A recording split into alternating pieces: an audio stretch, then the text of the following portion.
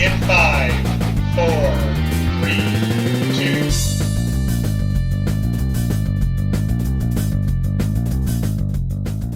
Hi, this is Jamie Fouché, and welcome to Exploring Hobbies. Today we have with us Beverly Searsma, and she is going to be sharing her hobby of geocaching. Welcome, Beverly. So glad you could be with us today. Thank you.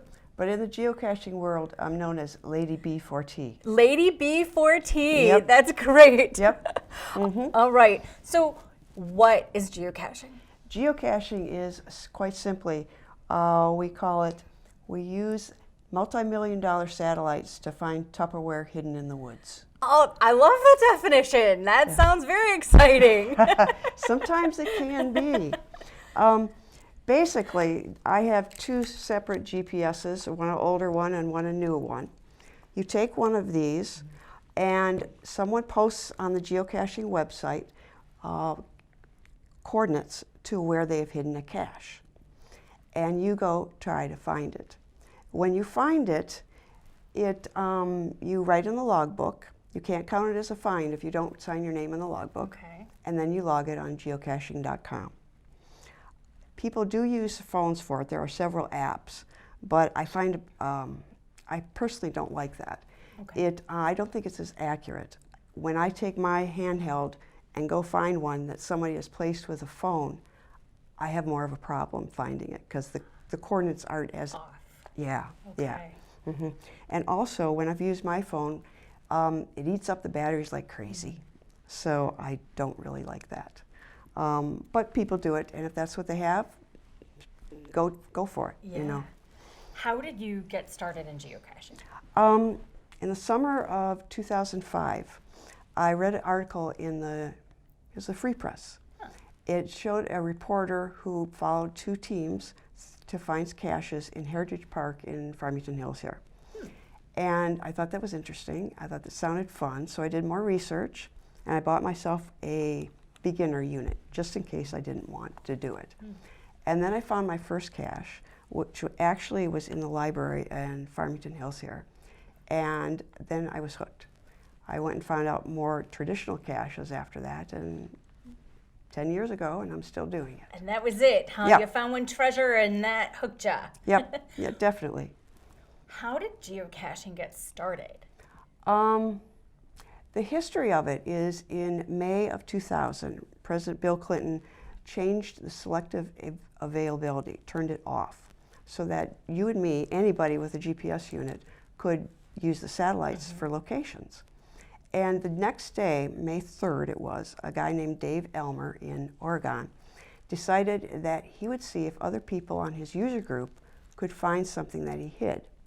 So he actually made a YouTube video of him putting what he called his stash. It was like a 5-gallon bucket. Everything that he put into it is on YouTube.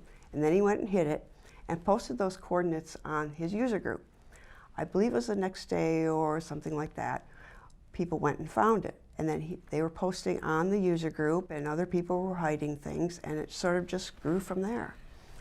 It makes you wonder if he had any idea I don't when he think did so. that. I that don't he think would- so. A whole hobby for people would spin up off of And them just wanting to see, you know? There are now more than 2 million caches worldwide. Wow. And there's even one in space, on the International Space Station. That's great. Yeah, yeah. The guy that put it there was a civilian astronaut that went up. His caching name is Lord British. Lord British. Yeah. I love it. Yeah. So tell me about these names. So you mentioned you had a name that you go by. How does that work? When you sign up for an account on geocaching.com, which is free, you have to sign up and make a name. Some people don't have a name, so they put their real name. Okay. Other people make up a name. I have a friend who's Nurse Nana. She had just become a grandmother, and she's a nurse, Nurse Nana. Other people, Captain Obvious, Globetrotters, because she goes all over the world. And it's just whatever you want. Okay. You know? And so talk a little. You mentioned some of the rules, I think, but talk to me a little bit about kind of the rules of how, because it's almost like a game, right? It's a game. Okay. It's a sport. So Yep. what are the rules of Well, geocaching? First of all, when you I was going to show a cache. When you go to Yeah. place a cache, like this is a regular type cache, use lots of times lock and locks like these are very good because they don't leak. You can put them out and they'll stay for a year or 2 years before you have to replace it. But when you place a cache like this, you should have the permission of the landowner wherever you're placing it. Okay. You're not allowed to bury it. Some parks want you to keep it clear so they can see what's in it. Rather than some of them, you will put camel tape on it like this. These are harder to find, obviously. There are other rules. They have to be within 1/10 of a mile of each other. I mean, farther than 1/10 of a mile. Okay. So that you don't have one every 50 feet. That's a lot of rules there. That's about it. Yeah. So you've mentioned the term cache. Does that mean something specific? Like, are there, could a cache be anything as long as you can stick objects in it? I mean, it sounded like there's some things you do with it when you're putting objects inside, but could it be other things? Oh, definitely yes. Caches can range anywhere from a size of these. These are called nanos. Okay. And they have little logs in them. If I put the log, I didn't put the log in that one. Let's see this one. There it is. Okay. Okay, now these can be hard to get out, just like I can't get it out now. And these can be evil to find. Okay. Can you imagine hiding something like this or having it painted the same color as a park bench or something? These are hard. These are hard. Then you can have something like these. These can be hung in trees.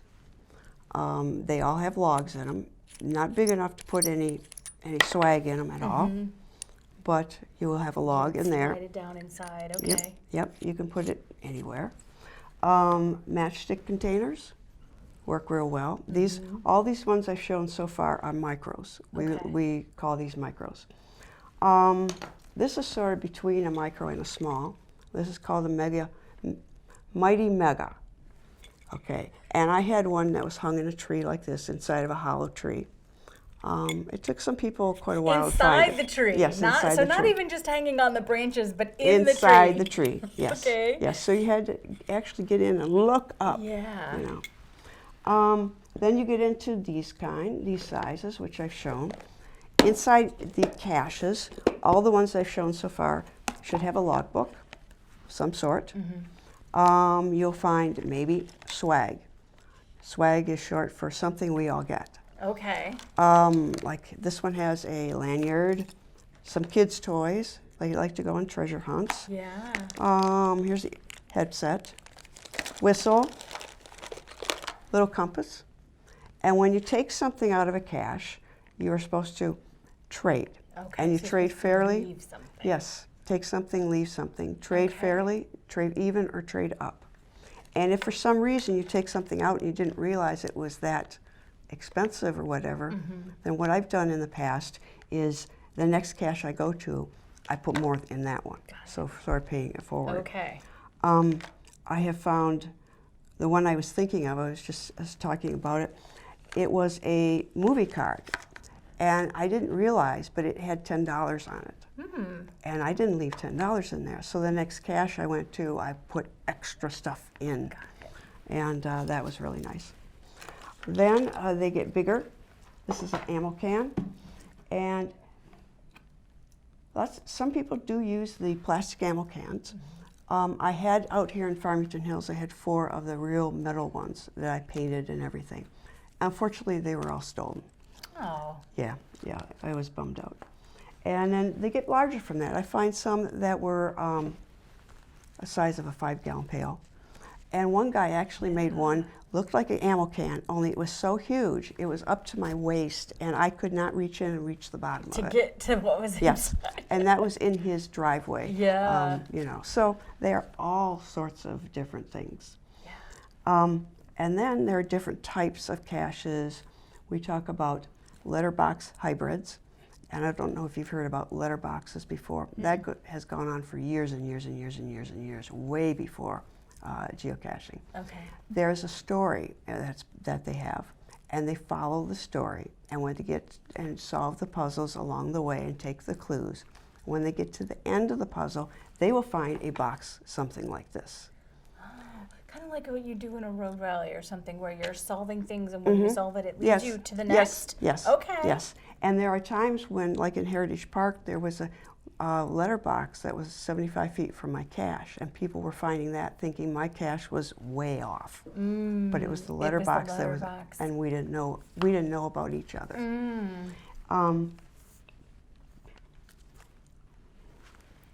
Well, and there's a really wide variety of stuff that is inside here.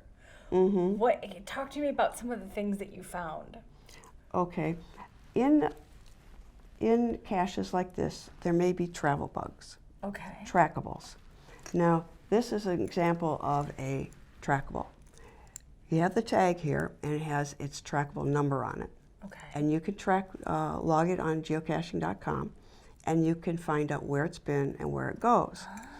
Sometimes these get taken too, but there are all sorts. To this tag, you can put anything you want, attach it to it. That is so fun. So And I know that kids in like school classes put some of these out and to see where they go. It's a geography lesson. yeah. Girl Scouts, Boy Scouts, all sorts of things. What a fun idea. So not only that you're visiting all these, but there can be then travel history behind the items can come from all over. I had one that had a picture of my Sheltie Pepper, and I wanted him to go to the Shetland Islands.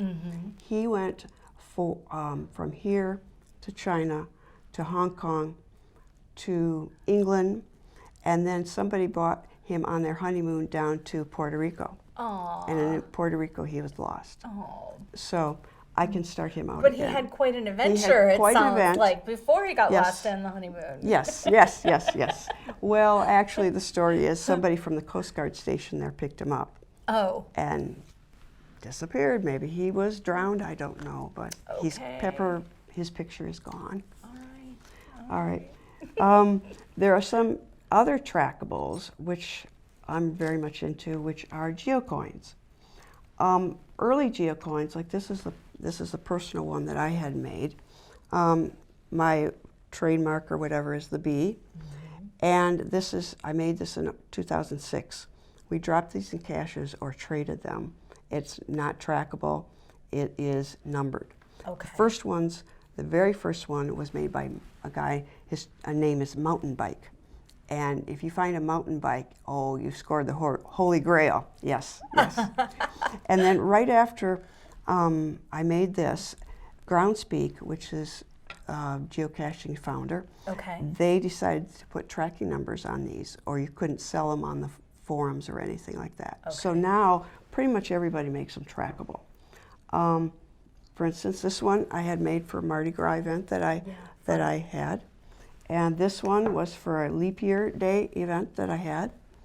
And this coming year I'm going to have another one. This one was for Pie Day, and it was the Michigan cherry pie. And this comes open, see pie. The pie. Yeah. Okay. Now, this one too, I'm going to tell the story behind this because this will touch your heart. Okay. This was made by a cacher named Dr. Neal.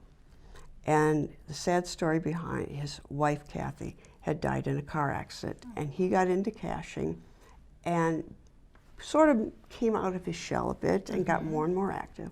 And then he met a cacher I'm out and about, Laura. And they fell in love. Aww. And he was making this coin for her. And at an event, a geocaching event, the Midwest Geobash in Waseon, Ohio, at the closing ceremonies, he came up to give a speech, and she just thought he was going to introduce his new geocoin. He got down on his knees and he proposed. And he opened up the box, and she's a coiner too, and this is really funny because all she saw was the coin. She didn't see the ring. And was just as excited about it, right? Yes. And this is made in the shape of the ring, like the ring, and it has the sparkles on the top for the diamond. And the ring, the actual ring, is trackable. It has a tracking number on it. Wow. But she wouldn't take it off to show me. No. Well, you know, girls and their rings. I Yes, get that. yes. I get And then when they actually got married, they got married this last summer in August. It was at a state park in Pennsylvania on the beach, and they had all the geocacher friends there, and it was actually an event. So we all went and to the event. Now I've said a couple times about having events. Geocaching isn't just going out and finding these items. It is also social. And caching has taken me to places I never would have found otherwise. Exciting. And we also have these little events. Some of them are just meet and greets. In this area, Southeast Michigan, there's at least 4 that are monthly. You can go every week to an event. There are special events like the one I had at the Mardi Gras, and that I asked people to dress up if they could or whatever. And so it's social also. And the events can run from, say, a few people, handful, all the way to, like I said, the Midwest Geobash. That's a mega event, which means more than 500 will show up. Wow. And actually there's probably 2,000. And now overseas it's gotten so big that they have giga events, which I believe is over 1,000 people. It may be more than that. Maybe it's over 5,000 people. Yeah. But it is a big deal. And who organizes the events? How does that work? Are there, for example, like are there some formal kind of groups or clubs that run some of those, or is this all just someone plans it and Yes. they will come kind of thing? Yes, exactly. And that sentence is what I used for my next one too. Yeah. They said, "Well, can we have it on a Monday?" And I said, "If I have it, they will come." That's for the leap year day. Okay. Like I've had events, I've said, I've had several. Southeast Michigan sponsors an event once a month on the second Wednesday of the month in Southfield. And that's by the MIGO, which is Michigan Geocaching Organization, MIGO. Okay. Some people pronounce it MIGO, I pronounce it MIGO, whatever it is. And then you get bigger events, like the one, the Giga event, that has 3 or 4 people that really work on that one. Every year there's been a Geo Coin Fest where people go and trade and talk about coins and everything. The one I went to was last fall in Houston, and they had a whole committee of planning. So, you know, it goes from 1 or 2 people all the way up to several. It depends on the size. Exciting. And I never realized that aspect of it. I mean, I've known families who, you know, do this when they go on vacation and all Yes, that kind of thing. But yes. I didn't realize that there was all that much to it. So if someone wanted to get started in something like this, you know, how do you recommend they get started? And are there minimum things that they need in order to have the kind of equipment, that sort of thing? The minimum is you need to have, well, actually you don't, because some people have done it just using Google Maps and things like that, and I found caches that way. Some sort of a GPS receiver.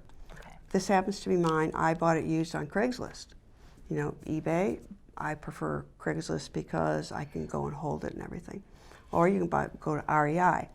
And there are apps that you can get to put on your phone. You can find them in the Google Play Store or wherever. There's for iPhones, both. I happen to have an Android. So, and you kind of need something along that line. You need to go online and make a basic membership at least on geocaching.com. Okay. Because if you don't, you can't find the coordinates. So you need to do that. And after that, you take a pencil with you every time, because sometimes there's pencils in the cache and sometimes there's not. Okay. This pencil happens to be a space pen, and I always carry it, so I always know I have one, and it will write anywhere, wet logs, everything. Yes, because I know some people have tried to write it with mud and stuff like that, and one tried to write blood. Ooh, you know, yes, okay. yes. The other thing, though, I didn't talk about was mystery caches. Okay. Okay. Now, this one, actually, this is an evil cache. A piece of a rebar. And you know those parking concrete things at the end of Okay, you drop it in one of those holes. Oh, That would be very difficult to find. Yes. And then the mystery caches are something that can be anywhere from, like I have one, you go to the coordinates, it tells you, basically it's a math problem, you do that, and then you get the coordinates and you solve it. Some people have word searches, and you go in the word searches and it'll tell you the coordinates. And other people have puzzles that are in the field. Okay. And you might think that this is just an ammo can. Okay, but you open it up, and remember, you have to sign the logbook. Okay, where's the logbook? Oh. You have to be able to solve this problem, this puzzle, in order to find the logbook. Okay. Now, this one I picked up this morning. The cacher named Puzzler26 is working on this one. And he showed me how to do it, which otherwise I may have taken a little bit of time to find it, you know. So I'm not going to give away completely his... The secret? Yes, okay. his secret, but you have to do some manipulations, and this will open, and it turns, and the bison tube, and the log will be in here. If you don't find this, you can't just say, oh, I saw it. It doesn't work that way. You have to actually get in there and officially be Yes. in the log for it to count. Yes. Okay. So there's that one. Okay, now there's this one. Now this is interesting too. This is one of his he's worked on. Okay. And you can hear that something's in there. Yeah. So you want to try to open it? Sure. I mean, I see a seam. It doesn't really seem like it moves. Does this come out? It wouldn't be that simple, No, right? it's a puzzle. No, it wouldn't be All that right. simple. So I have a dog, and we have treats that go in something, and you have to spin it. Now it got Yes. quiet. Maybe that means I'm close. Brute force? I don't know. Oh, What's no, the no, no, secret? no, please. Is it spinning it somehow? It got quiet on me, though. I don't know what that means. Oh, there it goes. Okay. Does it have something to do with spinning it? You have to get it to the right. Yeah. I could see where this would take a while, It would though. take a There's a while. lot of ways to spin. Wait. I'm assuming it comes out eventually. When he writes up the actual cache page, he will give probably a good hint. Okay.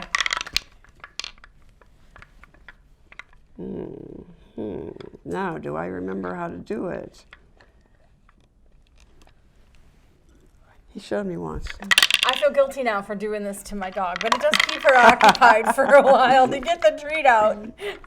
Yeah, well, I'm not going to say exactly. Okay, yeah, don't give the secret away, but we get the idea. Yeah, you so get there's the something idea. to it, though. There's something in here. There's probably baffles. Yeah. And you have to do a certain thing, and then you have to turn this eventually, and then you need to get it out. I got it. It would be something, some people would have real trouble with it, but other people, depending on what his hint is, may find May it just figure it out right by the away. hint. Yeah. And what's in there is like one of these. Okay. Again. Now, a lot of times you will go and people will have just a birdhouse. This is one he made, and he's still working on it, so it's not a completed project. When you go out, one of the first ones that I saw was a birdhouse. And I thought, oh, it has a false top or a false bottom, you pull it out. No, there were several things you had to do, and there were red herrings in there and say, nope, this isn't the logbook. Oh, no. Keep looking, keep looking. So this he gave me this morning to show, and this is one he's working on. And this one, I won't make you work on this one. Let me see if I can figure it out. Nope, I don't have it quite right. No, I see the little notches. There it goes. Oh, and it pops out. And it pops out the I bottom. didn't expect that. Yeah. Oh, neat. Yeah. And there it is inside. And there it is. Okay. Yep. So And people. the box is beautiful. I mean, that's Oh, really. yes. I can tell. I mean, just from this, people really put a lot of time People can put a into lot the of time. cache mechanism, Yes. right? I mean, Yes, you they don't can. have to. You know, you can buy Well- something, but it looks like people really think about Some- this. You know. Now, sometimes people will just put out a key holder. So you go from something like this and you just put a log in there, and lots of times they leak or whatever, to someone who puts a lot of time in, Yeah. like Larry does for this.